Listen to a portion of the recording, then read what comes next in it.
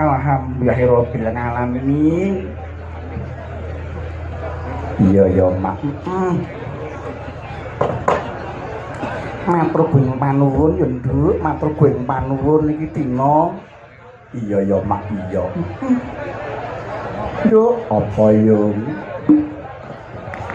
Ayo tansah muji syukur alhamdulillah mugi kasugengan karaharjan lan katentreman. Para pundhen, para sutresna, para sesepuh, para alim, para ulama. Iya. Ingkang tansah ingurmatan ya Nduk. Iya iya kanthi kumulih tekad manunggaling. Pikir gembleng pengangen-angen nunggal. Tekad kang snedya ya Nduk. Iya iya.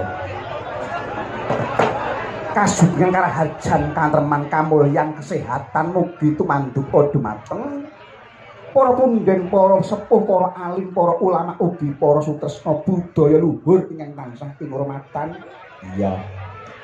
Kanthi gumoleng tekad manunggaling budi cipta rasa budyan karsa bisa tepung runtung gembleng pikir gembleng pengangen-angen nunggal tekad padha kang snedya.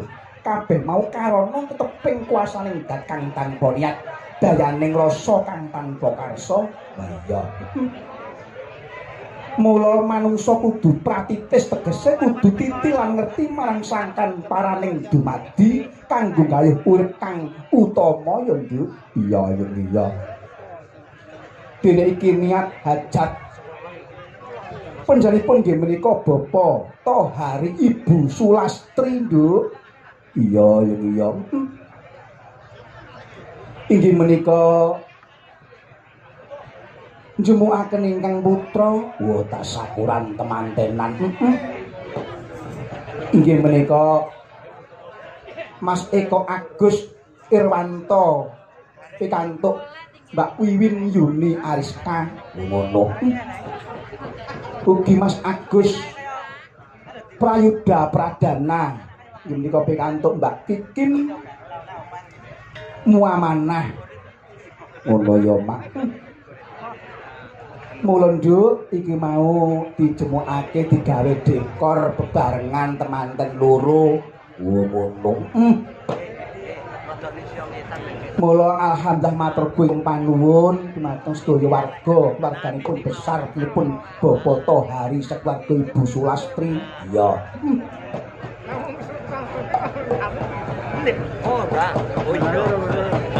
Mugi-mugi dados keluarga ingkang dipun ridhoi dumateng Gusti Allah, keluarga ingkang sakinah mawaddah lan warahmah, dados keluarga ingkang kebak nikmatul iman, nikmatul Islam, lan nikmatul sehat ya Nduk. Amin amin ya rabbal alamin. Mula pamujine awake dhewe keluarga agung panjenenganipun menika Bapak Tohari Ibu Sulastri sakeluarga tebih saking suker sakit, tebih saking panggoda pangrencana, sumingkir sumilat sekabeh, trimala nirmala, nirbaya nirwikara, nirsengsara nircoba nirbencana. Allahumma amin. Dados keluarga ingkang badatun thaibatun warabun ghafur. Amin amin ya rabbal alamin. Ugi boten katalupken pangabekti kula kunjuk dumateng nggih menika pundhen kula Bapak Kepala Desa ugi sedaya perangkatipun Nduk. Iya, ugi para sepuh sedaya ing Desa Mbululor kene Nduk. Ugi boten katalupken pangabekti kula matur ing panut atas keamananipun saking Polsek Jambon ugi saking Koramil Jambon Nduk. Iya iya matur ing panuwun. Mula yo sak teruse iki dina awake dhewe mrene nganti nggih menika bintang tamu kondanging jagat ngono. Nggih menika Mbak Elisa. Mbak Elisa. Ora karus Alaso. Ki sinden blasteran lho. Sangko aduh apa coba kaya ngapa engko tanjane kaya ngapa. Iya, engko coba di upakara sing kepenak. Iya. Kowe sak penak-penake diupakara. Iya, arep piye-piye asale dudu tanah Jawa. Mula nggih rayuh iki sak teruse awake dhewe uga nganti pelawak kondang sangka tlatah Pacitan. Oh, kutha Pacitan. Wah, iki wis ora tau leren yo. Iya.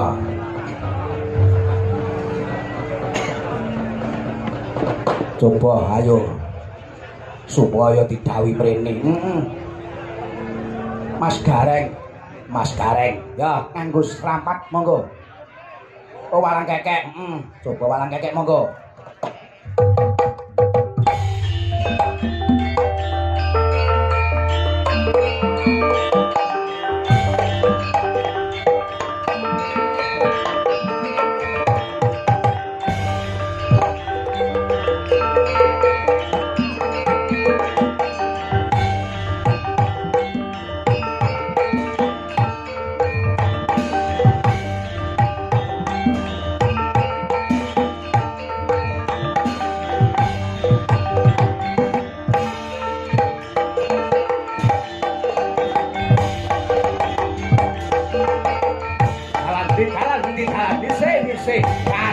Kareng metu.